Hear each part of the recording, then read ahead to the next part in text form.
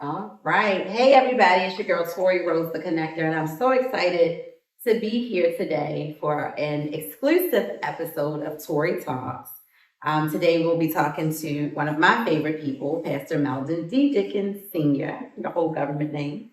And we'll be talking about some things that have really just been spoken, be it through text, through social media, even in service over the last few weeks about the purpose of the Black church and the Baptist church and what's happening in West Baltimore and what's happening in the community. And so I'm very, very excited that you guys have tuned in today.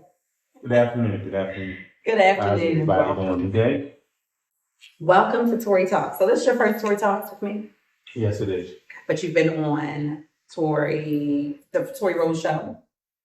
Yeah, the radio show. The radio show. Yeah. Was it last year? It was last time. So thank you.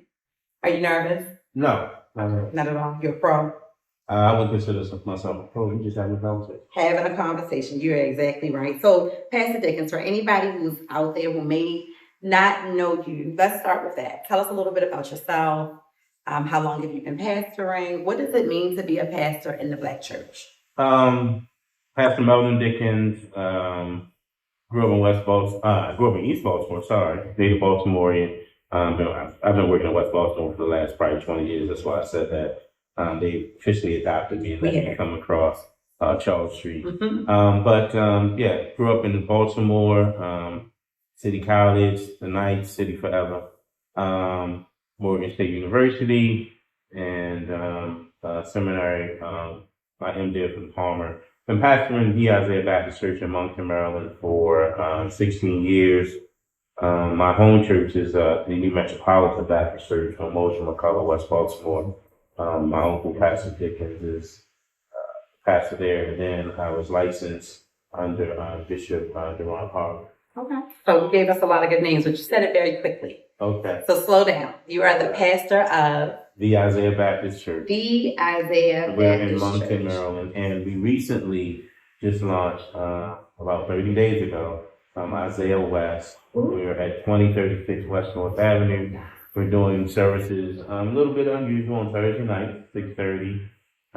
We're trying to run a 75-minute program. Mm-hmm. I know folks are challenging me on that. But really just trying to give folks an alternative to Sundays. And so, Sundays, but I've been talking to particularly moms with children and even not just moms with dads, but I can recall one mom in particular, she has an early service at the church, but because her children have activities on Sunday, sports and what have you, she's got to get like at 6 a.m. to try to make her 8 o'clock service to get her and her kids ready. And it's like another work day for her. Yeah, right? most So I'd say, hey, Thursday night, 6:30. And so she's like, oh, I'm going to try to come and make it. So just kind of some conversation we've been having with folks. We want to do something a little different. We plan to maybe potentially think about a Sunday afternoon at the West Campus, 2036 West North Avenue. We're right at North of Pulaski, but right now we're just on Thursday nights at 6:30. It's going pretty good. We've got some good feedback, and I'm just excited. I've been working in West Baltimore doing some community development work professionally as bivocational. So have some connections there with a lot of the other pastors. I think within that 2-block radius of about 5 other churches. I know all of those pastors. Either they preach for me, I preach for them, fellowship. So they welcome me to the neighborhood. Obviously, the labor, the harvest is finished, right? The labor is few. So they welcome me, and we're excited to do a ministry. We're going to do some different things. So it won't be just services. We're going to do some community engagement kind of things in terms of resources with the work I'm doing with the city agencies.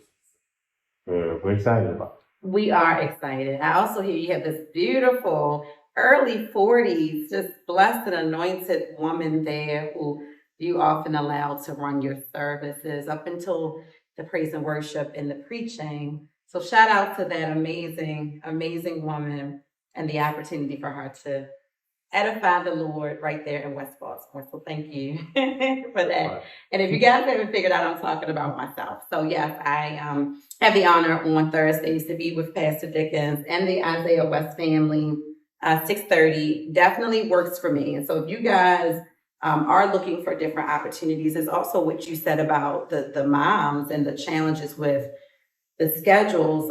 Literally, I had a friend tell me the other day, and her youngest is 11 or 12, but she was going to a church on Sunday mornings. The service is 9:30. She misses most of the service. They can't get there before 10:45. Service is almost over when she gets there every Sunday. And so her hearing about the alternative schedule on Thursdays was very exciting. So for anybody who's interested in coming out, connecting to the ministry, you can also still stay at your home church if Sundays do work for you, but you're looking for something a little different.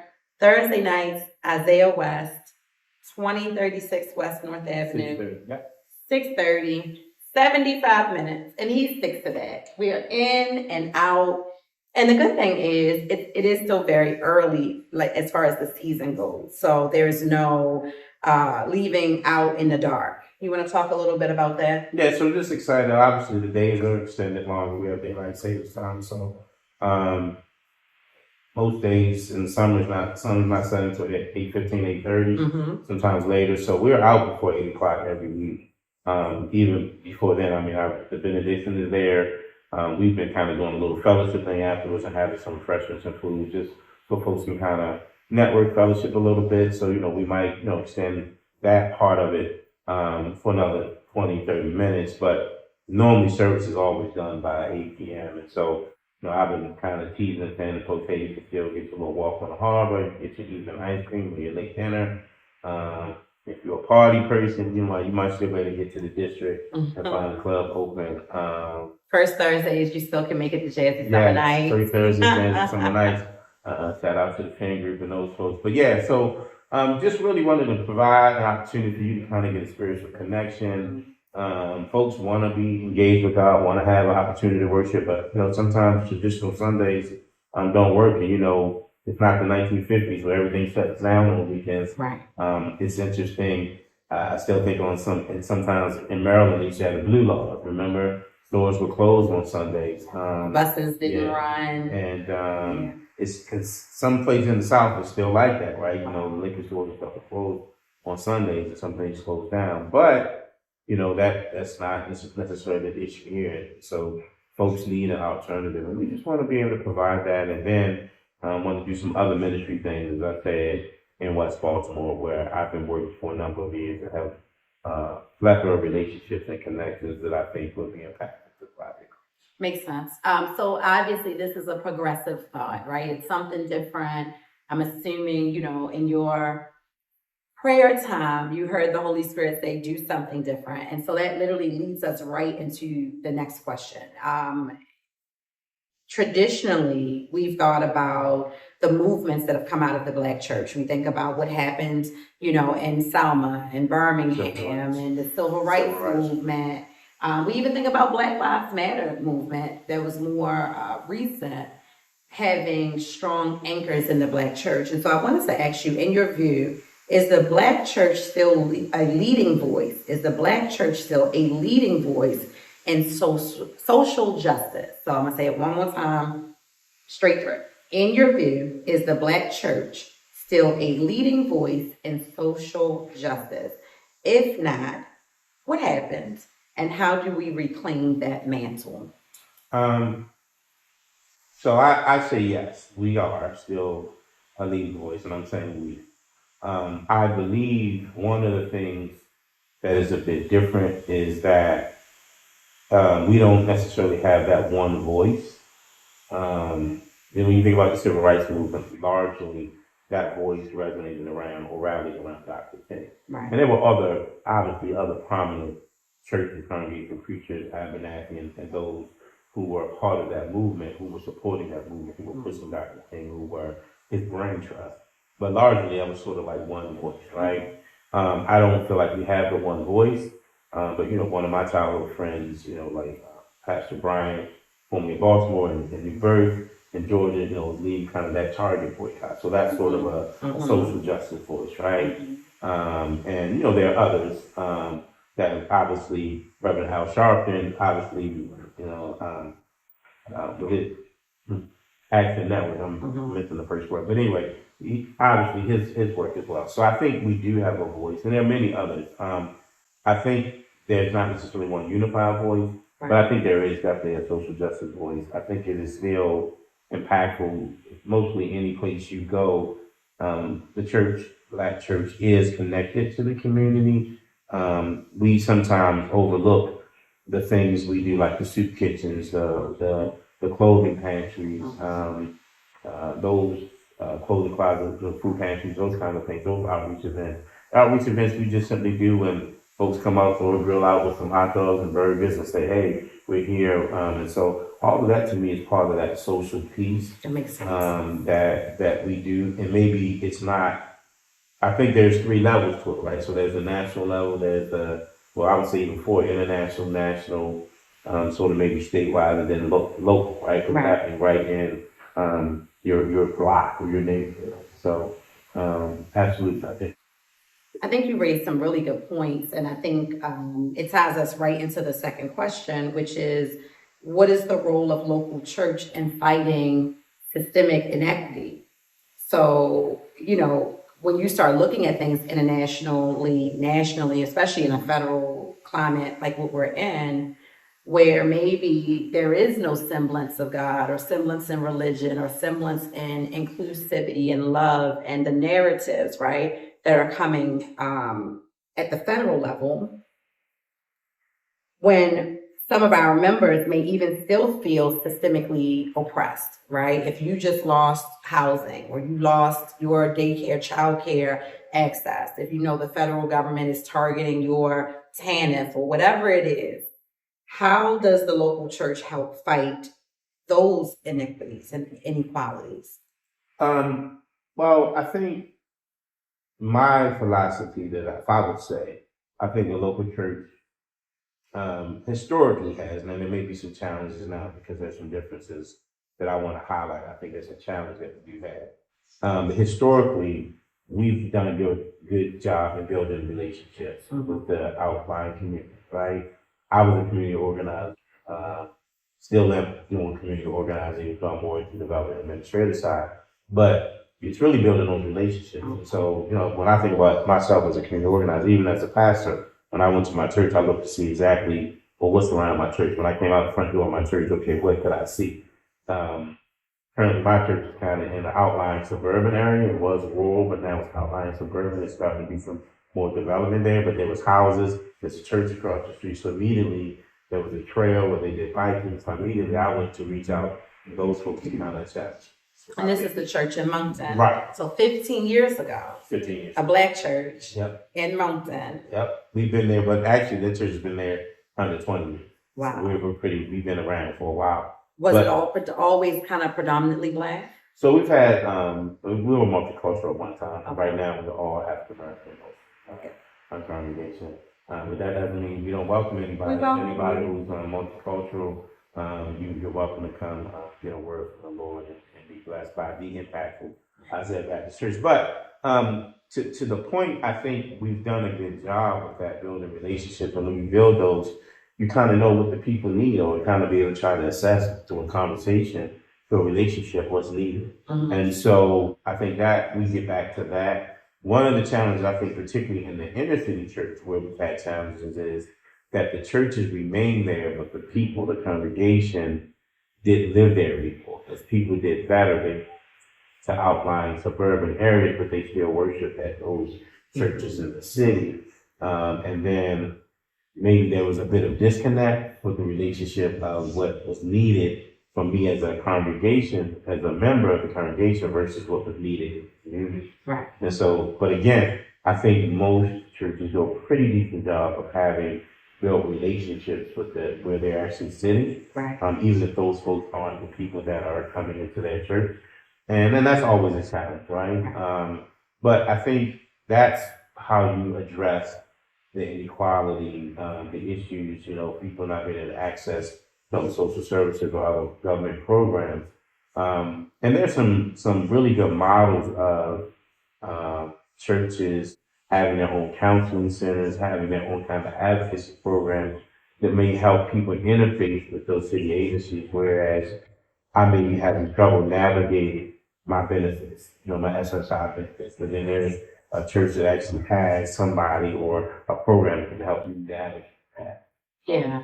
And so even if there's not that in my church, but I know the resource. So one of the things I try to do is people call me often because I do know my work is extensive, but in my relationship building, I know people. Right. One of my colleagues, actually a church right across the street, Moncton, he passed away. Pastor Jack Buzzard was Moncton United Methodist Church, and he said, "Well, I know a guy." And that was this whole thing. I know a guy. He was, he was an electrician by trade before he came into the ministry. But it's like I know a guy, and so I think sometimes that's what we do.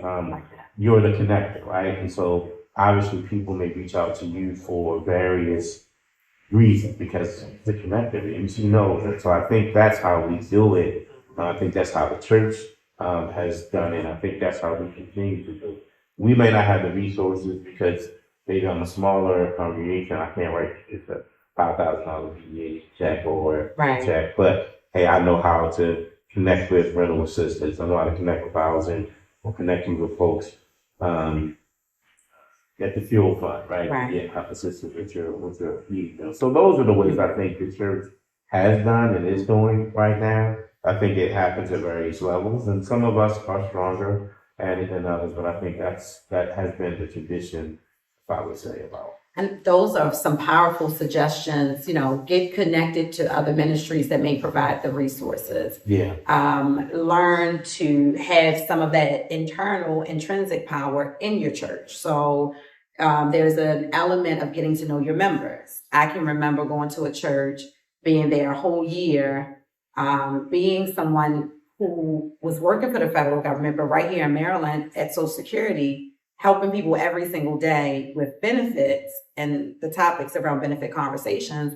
But the pastor had never asked me what I did for a living. Mm-hmm. And so a year into my membership, he says, "Where do you work?" And I said, "Social Security." And literally, we had 3 seniors in our church who had been fighting through benefits for 18, 19 months. But for a year, I've been sitting here and could have helped easily access those resources and given them some inside tips to maneuver through the system. I'll tell you a funny story. It's not funny. It's not how funny, it's ironically funny. Right, but one of my friends, colleagues, his wife reached out to me. He passed away. And his wife reached out to me, wanted to just kind of, "Hey, do you know anybody?" And I think she really just asked because it's like Meldon and because of my work and how I move. And I was like, "Hey, I happen to, do you know somebody who could help?" And it was getting them access or getting them sort of connected to some agency within the federal government to kind of get some things moving. So that's just kind of how I think the church should be. And that's out of relationship. So we have a relationship. And, she reached out to me and then we kind of pushed the envelope down the field. Now, it wasn't always necessarily like an immediate phone call, get it done. Immediately, but it started the wheels turning where the train was not moving. If you ever go watch the old train with the train kind of does that motion, it has to be warmed up. And so, but that sometimes that's how it is when you're dealing with agencies and government and bureaucracy. And even sometimes some of our nonprofit organizations that do this kind of work, you have to kind of get in, do intake. Right. If you kind of know where to go. Exactly. And I think that's a good thing. I love to kind of partner with organizations, and I love the fact that we're free to do that as the church. We don't necessarily have any stipulations on us that way. As a nonprofit, we can kind of move. Yeah. I would say like ninjas and be a bit more nimble as we move and navigate, the town through those different dynamics. Very true. So I do know. Fifth Thursdays at Isaiah West will be, we're calling Fellowship on the 5th. So I'm going to take this opportunity to plug that in. So next Thursday is a Fifth Thursday. That means there'll be some community resources provided. There'll be throughout the Fifth Thursdays, different people who are coming to speak about different resources. You mentioned the Fuel Fund and BGE. In Baltimore right now, the kids are not in school. So many of them may not have opportunities to eat the way they were eating when they were in school on the school schedule. So we'll have people at Isaiah West on the 5th Thursdays, calling it Fellowship on the 5th. So please join us, still 6:30 p.m., but it may be a little different than the traditional service because we will also be making sure we're standing in the gap and bringing in those resources that can help lessen that systemic oppression and that feeling of disconnect. You also talked about being able to maneuver. So let's go into a little more thought about churches endorsing political candidates. So that was something that 5 or 6 people sent me last week when the IRS and some of these other federal government agencies said they're going to lessen the penalty or the parameters around churches as a nonprofit supporting political candidates. We know that that does not always start because of the movements of Black church, right? There's some things happening at higher levels that would be in the benefit of the current administration for churches to be able to endorse political candidates. But while it may not have been for us, we get to benefit from that. So I wanted to ask you, what do you think? Should churches be able to endorse candidates openly? Does that risk compromising our spiritual integrity? What do you think about it? As a whole, I say no. I don't think churches. I'm not against it. Let me say that. I think churches should be able to do what they want, but I also feel like it can be sticky with the church because there may be folks on all sides of the political spectrum that are worshiping it. Right. So is it the persona of the personality of the pastor that's endorsing, and then the rest of the church just kind of goes along because the pastor's running the ship, or does the church as a consensus follow or support this political ideology? Right. That's kind of where I feel like it can get sticky. Yeah. Let me just be honest. These thoughts are not necessarily those thoughts in Tori Talks. No, this is Meldon Dickens talking right now. And watch this. I believe that is part of the evangelical movement of the current administration. I'm gonna say it where they have wanted to kind of take some of those restraints off. The churches could maybe actually endorse and maybe finance because they have some strong political agenda and motives and all of the other things that come along with that. So let's just say that. And to your point, yes, that could be a chance, opportunity for the Black church to benefit from that. I'll be honest, I'm always kind of skeptical. I want to really see how it flushes out, right? So because it's easy to kind of put it out there, but how are you really going to flush that out? Right. Because I think many of the churches, all churches, often are led by their leader. If their leader is very charismatic and is very much the strength of the church, and not particularly the independent church. So think about Baptist churches, they're mostly independent, even if they belong to a convention, progressive, what have you, National Baptist Convention, Southern Baptist. The pastor is kind of, or that leadership of the church kind of runs the church. So the pastor kind of comes out at the door for that. Is that really an endorsement of the 3,000 member church? Right. And so I think for the Black church, I really think we need to kind of be deliberate. The Bible says avoid all manner of evil, right? So I feel like we need to be deliberate like that. What I've done and what many of my mentors has done has given political candidates locally opportunity to come and say, hey, this is my platform. Right. Whether you're Republican, Democrat, Independent, what have you, Green Party, and folks come and then they give the congregation opportunity to make their own decision. So you kind of give an even playing field, which I think is really good, and I think we should continue that. That's a safe approach. Well, and I also think that because sometimes we don't often always know everybody's platform. Right. I'll be real honest and say that my political education came from me, not necessarily my church. Right. My church, the churches I've been a part of, my leadership was very astute politically, but there was not necessarily a church politic class that we should institute that. I love that, and that's personal for me. Okay, and so what I will say is shout out to my pastor, my spiritual father and father in the ministry. And we got to get him on. He was going to be originally on the Tori Talks, but we're going to get him on so he can share his perspective. So Pastor J. Kevin James Jr. and Whitestone Baptist. Most people know I've run for office, right? So when I saw that, this new rule, this new policy and approach, it was a very exciting thought for me because you have a lot of Black churches and I'm just going to say what maybe you can't say because these are your brethren in Baltimore who will hide behind the nonprofit status so that they can be politically disengaged. Where the politically disengaged church is often the church that has the most unemployment, the higher recidivism rates. They're not getting access to resources because their pastor has said, I don't want any parts of politics. We're going to trust God. And while we are going to trust God, your members are being cut off from a system that directly impacts them here in Baltimore.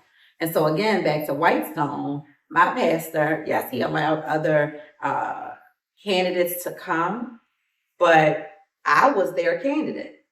And whatever that looked like, I was their candidate. We understood that my platform was in alignment with the physical, emotional, and resource needs of that house.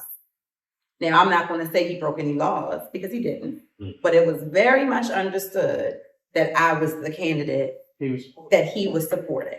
Now, did that mean if you wanted to support the person I was running against, you were put out of the church? Of course not. Mm-hmm. But there were conversations around political advocacy and education. What does it look like to be saved and educated in politics? What does it look like to know how this person's platform is going to negatively or positively impact your property taxes or the schools in your neighborhood? And so to your point, I do think we should institute some type of political education in the church. And so if you're just tuning in, Tori Rose here talking to Pastor Meldon D. Dickens of the impactful Isaiah Baptist Church that's just launching a secondary location in West Baltimore. You've been 15, almost 16 years in Moncton, Maryland.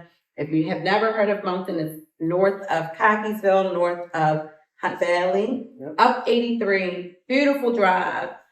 Somebody's going to say, oh, it's 35, 40 minutes from me. And so are you the crabs that you go to pick up every week, right? So is that hair appointment. So is that nail appointment. And so when people often would say, well, where's the church? And I would say, well, it's just up 83. And they would say, oh my goodness, it's 40 minutes away. So is DC. And I just saw you at brunch. And so we have to prioritize, right? If that's important to you to develop and grow spiritually, to try out a new church, to meet a new pastor, to add your gifts and talents to that part of the kingdom, you'll figure it out. And so I want to roll into this next idea because even that, people prioritizing the things that are important to them. We saw a lot of people show up last week and the week before on North and Pennsylvania Avenue around the overdoses. It was all across the news. Everybody knows about it. I saw a British report. Yeah, it made national and international news. And so we've seen this devastating spike in drug overdoses near North and Penn, which is in the community where your church is. It's in the community where I ran for office. It's in the community where you served during your development as the executive director of the CDC. Pastors, you're rooted in West Baltimore. Many of your friends are as well. What is your response to the crisis? And how can the church show up differently than maybe we have in the past? Well, now, for me as a pastor, I haven't had a direct response to the crisis other than my prayers. Mm-hmm. I did have an opportunity to speak with our state senator from the district, and he's also bivocational, so his other job, they were supposed to actually respond. They have sort of like a satellite office there with I think social services. So, and I reached out and kind of said, hey, whatever support we can provide, not only as Isaiah West, but as Cotton Heights DC. So they, I know that there's a prayer service or vigil that being sponsored this tomorrow. Yeah, they've had one every weekend. Yeah, and I think there's another one this weekend coming, which I'll participate. I think, sometimes what I think the church could do in those instances is provide what I would call outline support, because that's a real public health crisis, right? Where I may not have the expertise, but that could be something where we could help maybe some of the grieving in the community that is taking place as a result. Those folks who are left behind, who are sort of just may be kind of lost Right. as of what has happened. Traumatized. Questions, all of those things. So that's where I feel like we can have that support. Maybe having those buildings open, our churches open, our space open, folks come in. It's really hot, so maybe I can come in and have a cooling center. Right during the day, we have some food, some water for them. Folks can just come in. That may help even reduce some of the violence. You know, when you're hot, you're angry, right, you're angry, right. you're uncomfortable. Yeah. So I think those are ways the church can support our line. What would it look like if? And I'm willing to bet I haven't done a count for parents, but I'm willing to bet probably at least 25, 30 churches. If half of them just say, all right, during this next few weeks, we're gonna rotate and have our spaces open. Yeah. Just open, right? Folks can come in and folks want to come in and pray and meditate. That's folks right. want to come in and just have the same space. But as a result of what has happened, this is our response. So I might not be a counselor, right? I may not have, certification in counseling. I may not be a nurse, public health person, address the addictions or whatever. But I can, hey, this space is open for you. Maybe even for those who are responding. Because think about them having to respond, seeing the devastation, seeing the loss of life, seeing folks who are still hospitalized or critically injured. That's right. Fighting for their lives. And can I have a space to come now and maybe just breathe? Right. Woosah, like, oh my God, I've been, in North Carolina, I've been seeing that, I've been seeing the other addiction that's taking place. I've been looking at the condition of the community. Can I maybe come into this church for 30 minutes and just kind of recharge my battery? So I think those are ways that we can help that would be super, super impactful. And then out of that, I believe conversations would take place that we can figure out what's the next step. Right. I love that because that's an action-based approach. For anyone who's just tuning in, like, what are they talking about? What overdoses? About a week or two ago, there were 20 people, I believe, that overdosed at the same time. 5 of them passed away. I believe that's the last report that I heard. And while we know drugs and opioids, and there's all of this fentanyl crisis that's happening, when you have something like 20 people, it's almost like a mass attack. And so that set the chain of motion. I do want to give a kudos to the mayor's office because he created an organization, stood it up, and it's alongside the supports that Senator Hayes has talked about on the state level, called MORE. So it's the Mayor's Office of Overdose Response. I also want to acknowledge that the city solicitor was able to lodge a large lawsuit. And you guys can Google this and find more about it. But he sued 12 of the most prominent pharmaceutical companies that are putting, drugs into our community. I'm going to just put it that way. Because I don't want to name anyone, and I'm not a part of the lawsuit. But I know one part of the lawsuit was successful, and they've gotten about $400 million in reparations and money that will come back to the city to help combat that. So to your point, there are professionals who are trained, right, with life-saving measures. There are people who are responsible for souls. And I think there's an action that everybody plays. So I do think that that's a really, really good point. I also like the fact that this time around, a lot of the pastors were more conscious about what it looked like. They didn't just get up and run. I think in Baltimore, sometimes people feel like, well, we only see you when something bad happens.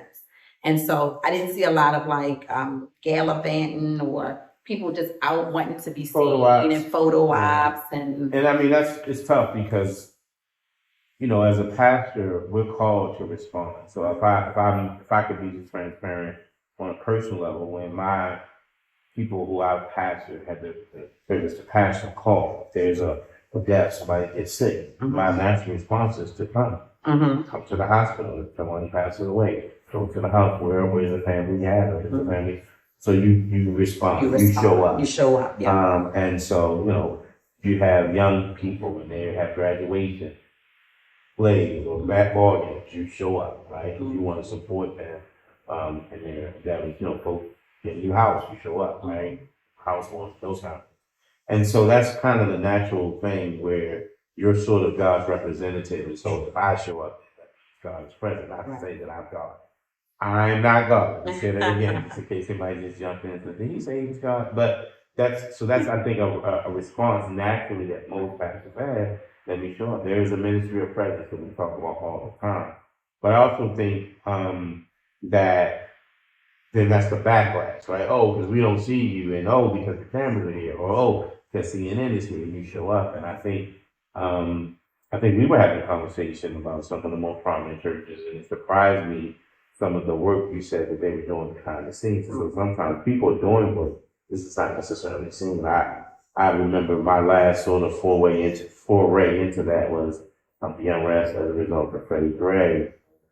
I never went to any of the pastoral things. I think I went to one meeting out of all the many meetings they had. I just showed up, and it was funny. I got somebody sent a clip of me on TV, my TV, and I was trying to do TV.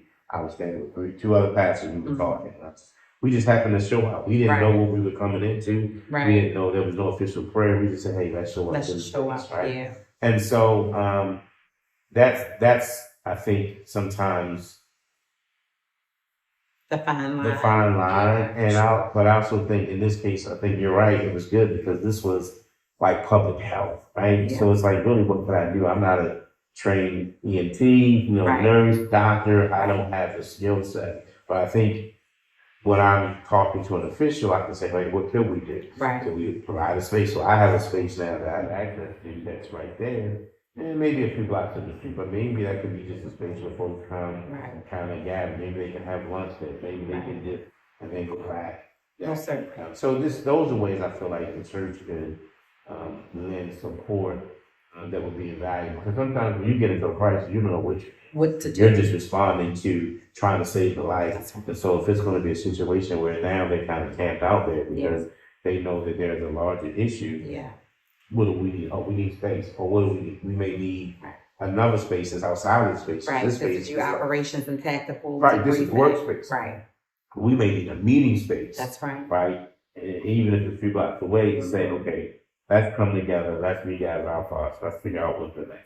That's really good. Really, really good. I love that your experience as a community organizer, as a parent, as someone from this community, it all kind of lends into your approaches in and out of ministry. I personally didn't show up, and I don't know if I even shared this with you, what I was thinking. When I campaigned for over 8 years, right? So 2 different terms, very intentional about what was happening at that corner at North and Pennsylvania Avenue. You know, if you guys have ever watched the Tori Talks or seen me talk about it at all, you know I lost a cousin in broad daylight, murdered at that corner. So I would always kind of talk about what's happening there, what's going on there, what needs to happen. In the midst of this crisis, I refused to show up because I did not want it to sound like I told you so. That is not what we need to move communities forward. It's not what we need. Because there's a lot of people who told us. There was a lot of assessments. There were a lot of thoughts on the playing field about how to remedy that corner and some of the supports that were needed there. Well, what's super interesting is that was the gathering place for the staging area for Freddie Gray. Right. Right. At the response to Freddie Gray for a number of days. Right. And so even though it didn't happen right there, it was nearby, it was the neighborhood. Right. But that still was sort of the center. And that's kind of my epic center of stuff that in community has not been invested in a lot of 40 years. If you talk to my parents and my grandparents who were no longer with us, you know, that was once a prosperous community arts district for the Black community, which they are. You know, there's the Black arts district, there's the arts district, but they're trying to rekindle that and hold on to that flame, and there is some work going on there. But in the last probably 25, 30 years or better, it has also been an area of crime and illegal activity, and not a lot of investment, right? Yeah. Or the investment is kind of the grab investment, right? Right. But it's a quick store, make some money, you want to kind of not really give back. So it's interesting, right? That happened there, and that continues to kind of be there. So hopefully this will open charge eyes. Right. I'm open eyes for us to nothing eyes are open, but Mhm. for us not to close them quickly once it Right. goes away, Right, right. that we act and then we are now proactive, right? So Okay. we reacting to this, but then can we be proactive going Proactive. forward, Makes not just sense. reactive and then go back to it. Makes sense. So, guys, I'm Tori Rose, the connector, excited sitting here talking to Pastor Meldon D. Dickens of the Impactful Isaiah Baptist Church. Pastor Dickens, I am proud of you with your ability to listen, be led by God. Your second location, Isaiah West, in the heart of West Baltimore, 2036 West North Avenue. It's doing really well. I mean, we've had a lot of support, people come through. Some of the things that you're talking about, I know the educated believer can connect to. So someone who needs a little more than just speaking in tongues and shouting and rolling on the floor, which all of those things are things I love to do.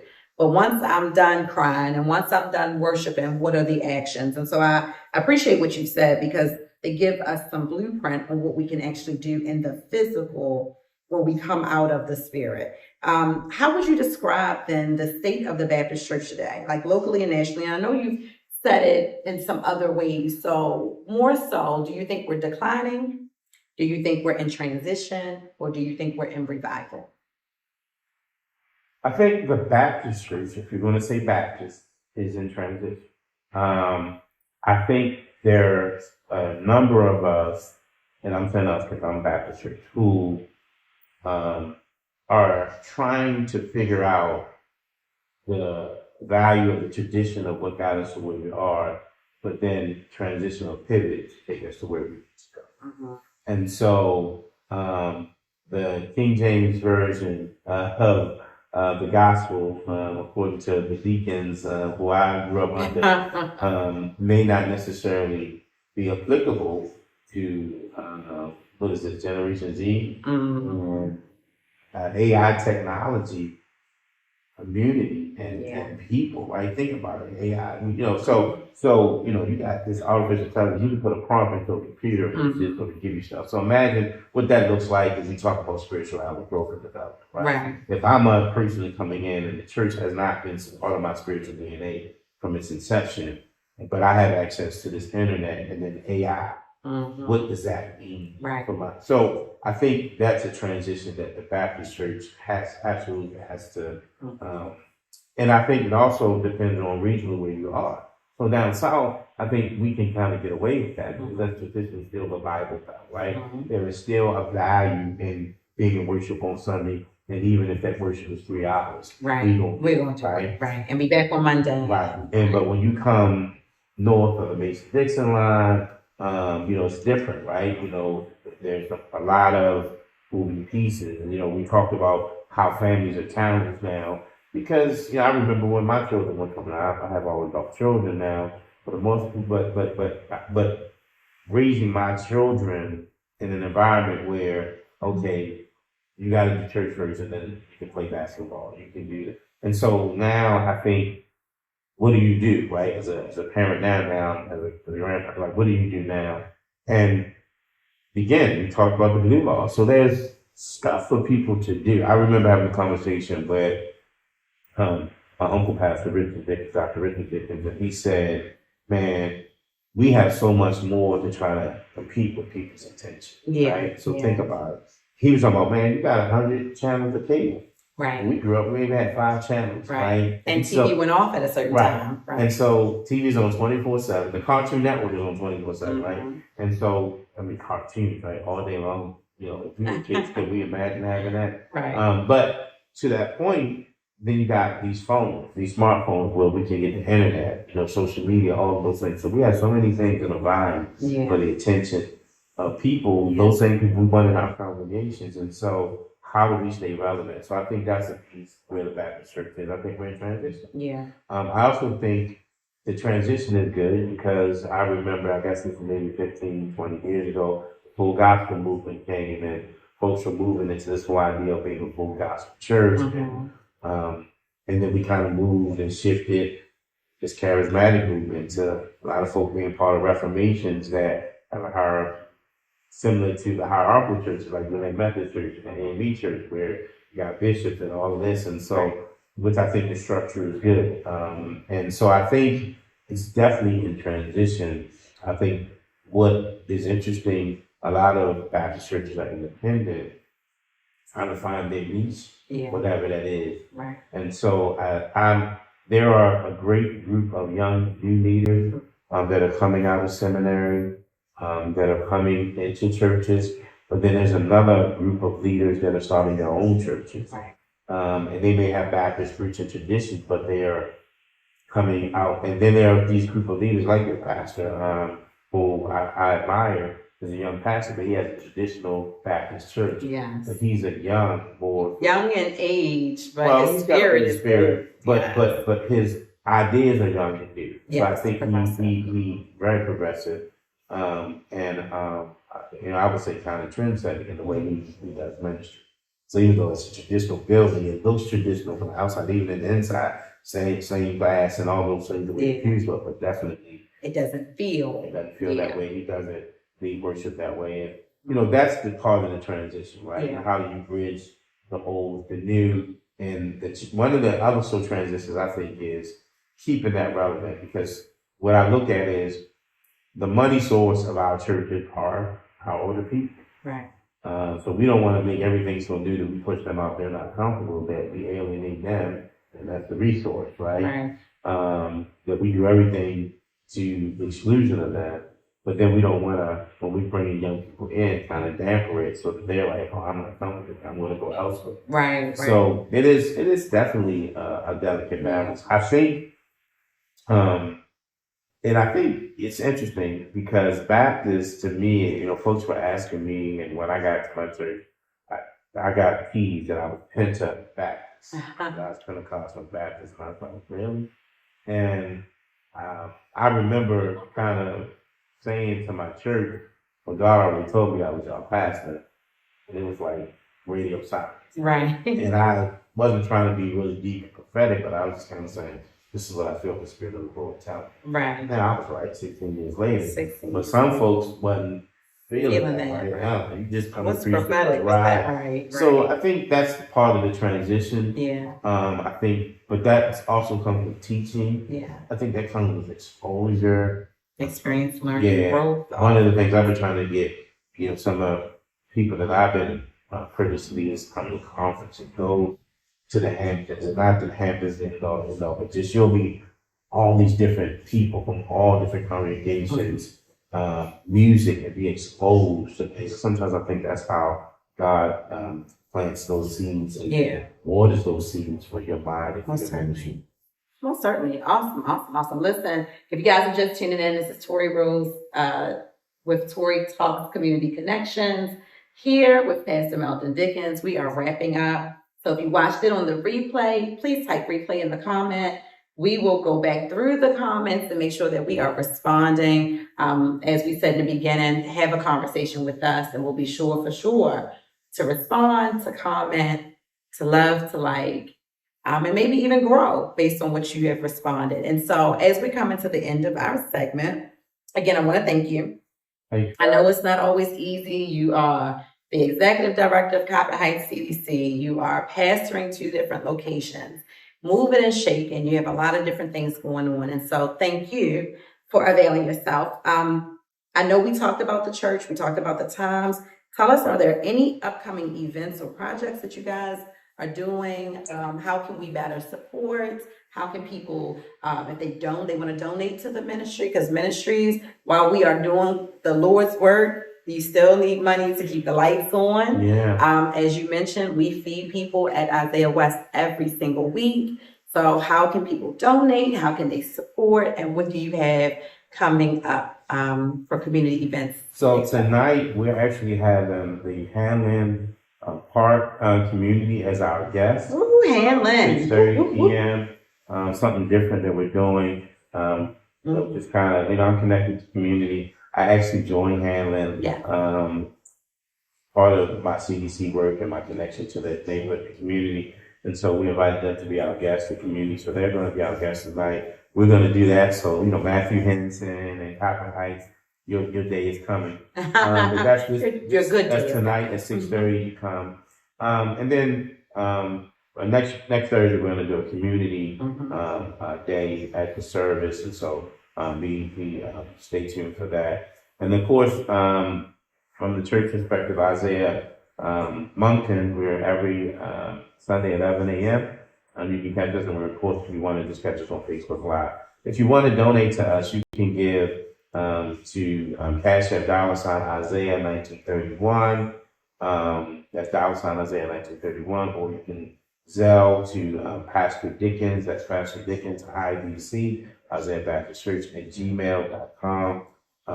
And so those are two ways you can give to us. And then, of course, you can check our website, or you can reach out to me directly on social media, and I can get you the other ones. We have two different ones for Isaiah West, and I don't know them off the top of my head. No worries. But you got two that I gave you. You got more than enough options. options. Givelify as well. We got Givelify on the Isaiah Baptist Church. You can donate as well. I just ask that if you're wherever you're donating, just kind of put a note there. It's for the ministry launch or for building project, whatever. Just make sure you make a note of it. So we want to be able to actively keep account of our records. But we love your support, and even if you just want to come by and give us a hand, at either campus, just to say, hey, I want to be here, I want to support, I want to usher, I want to just help you, particularly with the new location. We got some things up and running. So as a new location, there's some moving pieces that we would need support in. But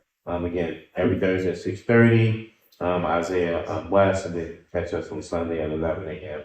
Isaiah Baptist Church in Moncton. If you want to take a nice drive, a beautiful drive, beautiful scenery. We have a nice campus there, and we don't keep you long there either. We're a little more than an hour, not a traditional 3-hour service, but a lot of that's kind of been reduced since COVID.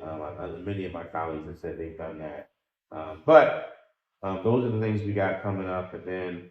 I guess if Miss Tori will have me back, we'll talk about some of the other work we're doing in West Baltimore with Catholic High Schools. You're always welcome back. High five. Thank you so much for coming. Thank you guys for tuning in. As Pastor Dickens said, get connected. Also, we are still raising awareness for the Bible Drive, Bible collection. If you have a gently used or new Bible, please connect with us. You can bring it right to 2036 West North Avenue. The Lord gave us this vision to raise 1,000 Bibles this year. We want to make sure we are getting those Bibles in. We're going to take them to the women's detention centers in Maryland. And I believe when the Lord gives the vision, he also provides the provision. So if you know someone who has Bibles, if they had a church and they're not using their Bibles anymore and you want to donate them, please do so. We will be taking those Bibles to the women's detention centers in November and December to make sure that while moms, daughters, sisters are incarcerated, they are still getting access to the love of God, the joy of God, strengthening their faith through the Word of God. So, do you have any final words? Thank you guys. I look forward to seeing you. If you can't make it in person, you can get us on the Isaiah Baptist, our Facebook page. We do broadcast live on Thursdays and Sundays. So look forward to sharing with you, and be blessed. All right, be blessed, guys. Have a good one. Thank you so much. I'm Tori Rose, the Connector, and thank you for your connection.